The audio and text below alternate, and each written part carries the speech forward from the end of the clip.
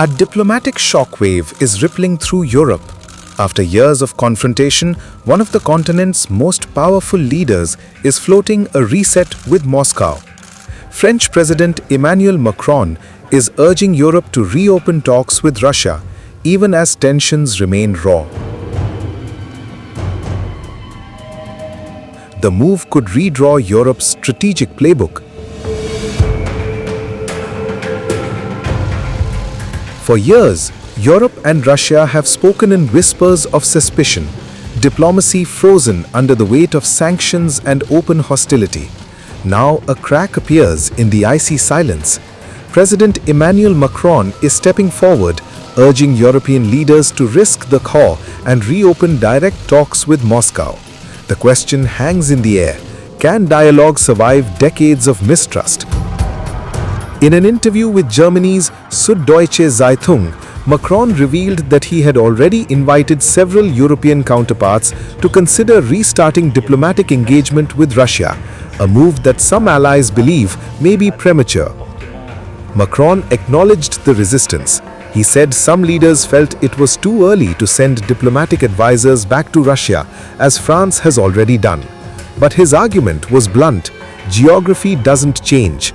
Whether we like Russia or not, it will still be there, Macron said, calling Moscow Europe's neighbor and insisting the continent cannot outsource its security dialogue to others.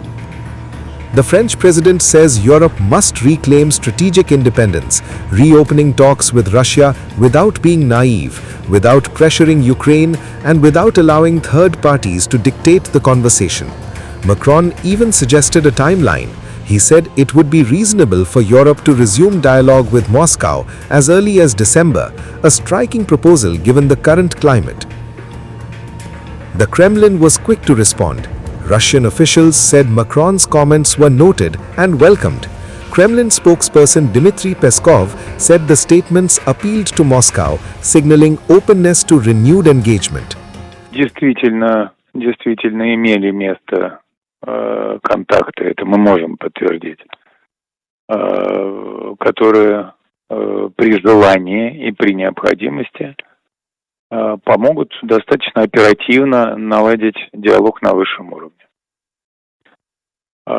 Пока каких-то индикаций о том, что это желание есть, мы не получали. Хотя мы обратили внимание на заявление господина Макрона о необходимости установления отношений с Россией. Мы давно говорили, что не сводить наши отношения до нулевого состояния нелогично, контрпродуктивно и вредно.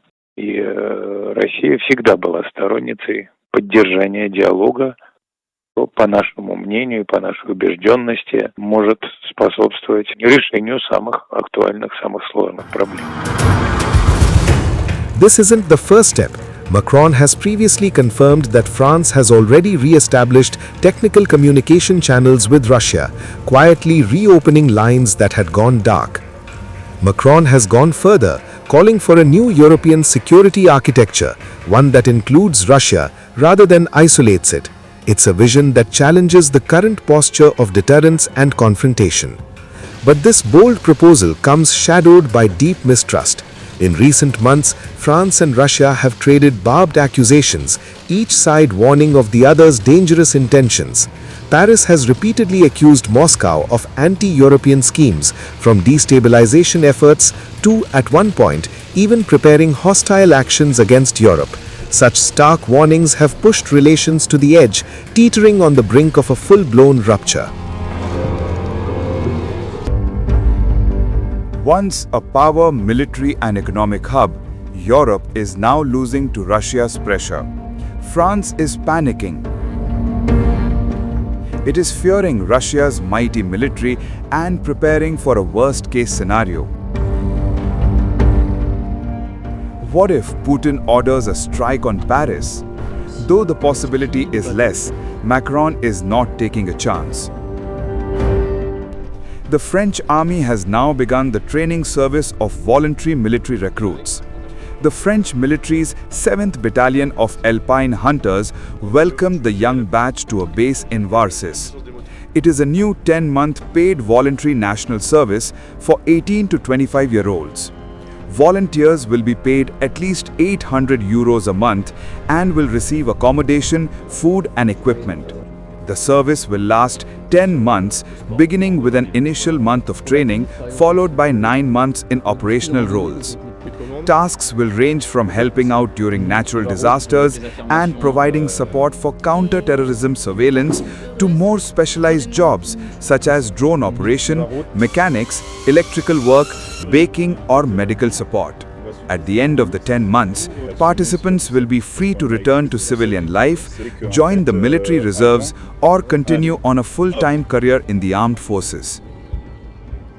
Yes, well, I find that this is a good example to demonstrate that everyone can get involved and everyone can do something at their own level for France, and it's quite interesting. Well, for the service, it's a 10-month commitment. Once those 10 months are completed, we will then have the option to continue our civilian life or to enlist. So I'll personally observe how things unfold afterwards, perhaps to enlist or not. It's a bit of an introductory process, actually. We'll interview him, but gently about everything he's looking for, what we expect from him and what he can expect in training. Because when he arrives, he's not sure what to expect, if he'll have to follow certain instructions, etc. So we simplify a bit what awaits him, and we show him he's visited the area, we give him an overview of the entire service. What interests me most is military life, which has always fascinated me, and the values soldiers embody.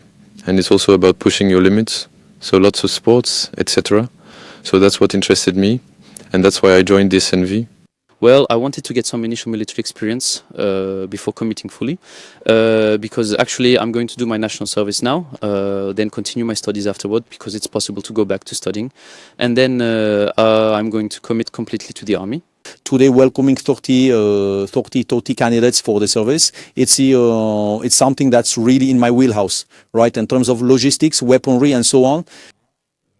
The layout, if you will, is not a limiting factor at all, right? Tomorrow, accommodating a company's volume, if we had to double up a bit on all that anyway, the army is getting ready and will be prepared. I'm not too worried about that there.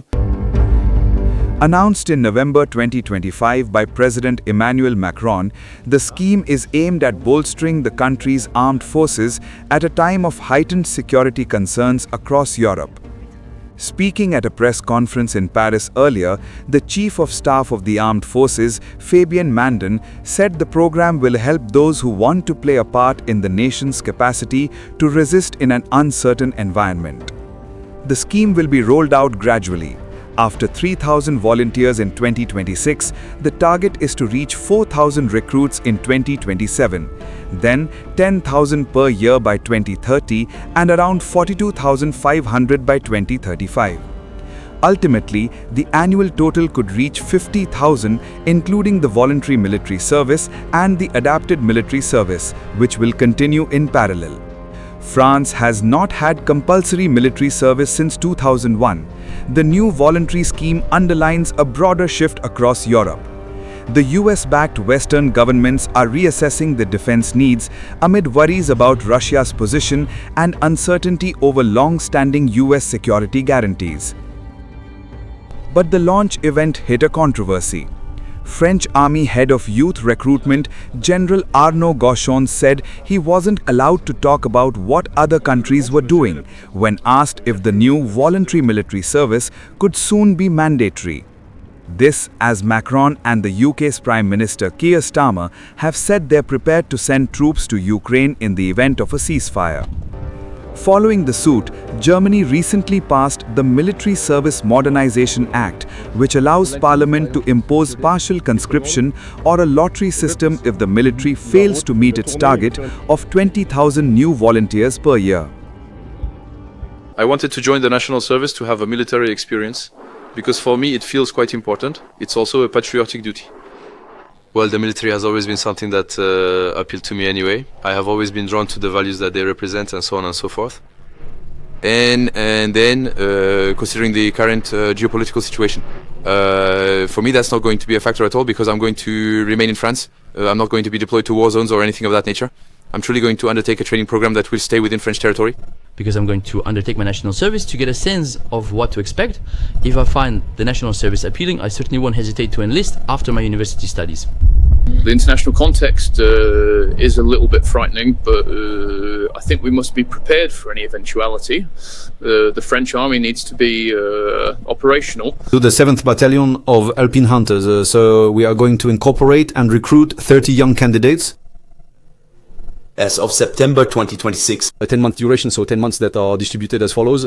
Very simply, we'll have first month of training and then 9 months during which they'll serve within the battalion, distributed among the various companies that make up the battalion.